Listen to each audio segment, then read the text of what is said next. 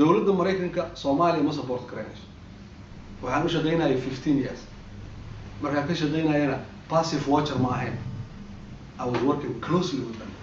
aad u dhageystay aad u shaqeystay stage oo hatta waxay gaarsiisay dadka Soomaaliyeed ee jaajuus waana ka qiimo shaqeeya because the more adiga dad ajnabi ah la socoto in the eyes of the Somali public adiga jaajuus tahay hatta dad adiga u danaynaysa European Union they have their own internal problems haddana Soomaaliya dawladda Mareykanka laba mashruuc oo aad u dhib badan ay geliyeen mararka qaarkood markaan sheego dadka aan wada shaqeeyo saxaad waxay ku cadsadaan Cabdiqaadir Yaxya adiga towkaaga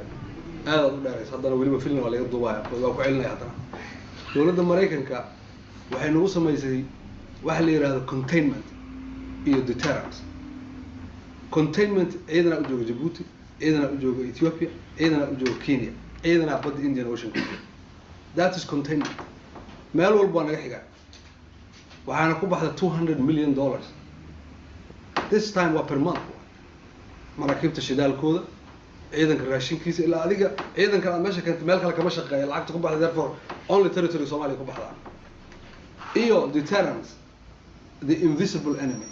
waxay yiraahdeen argagixiso terrorist waa niman Somali leaders lagu tilmaamay ayay lacag siiyaan waxay yiraahdaan ninka dukada oo aragto oo gar leh hadda xawshida gar ku leeyahay kale hala soo qabto and it happens until today magaalada Muqdisho in particular garow hadda ka guureen iyo Boosaaso way ka soo tagaan because waxay yiraahdeen all of them dadka meesha jooga waan wada khiyaaneen because waa isku wada mid warniyo waxaad garan weysay dadka Soomaalida wada islaam yihiin please ma dhageysanaya walibana waxa loo soo diray iyadana ma ka xishoonaay wiilal yar yar oo askar oo dhar carabeed dharkan caadiga ah oo dhar shaarkii sarwaalka sidoo kale oo wallahi political leaders nimanka isku sheegay ay u haystaan in George Bush habeenkii loo yidaan nin John Prendergast liidan keenay xamar international crisis group head of African unit meel kamid ah magaalada Muqdisho geynay oo raggaas u shaqeeya idaacadu ku arkay waxa idaacaddan waxa la yiraahdaa hebel waxay u shaqeysaa groupkaas meesha ku rakibtay in the eyes of dadka Soomaalida idaacadaas ma maqashaa ma maqal la yiraahdo laakiin waxaan u naqaanaa idaacadda Sharo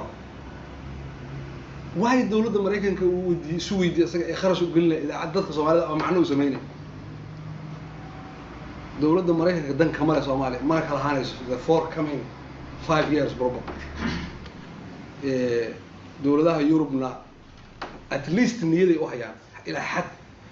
badin niyadooda waxay ku daa idinka inaad dib u noqotaan khadiyana idinka joogaan marka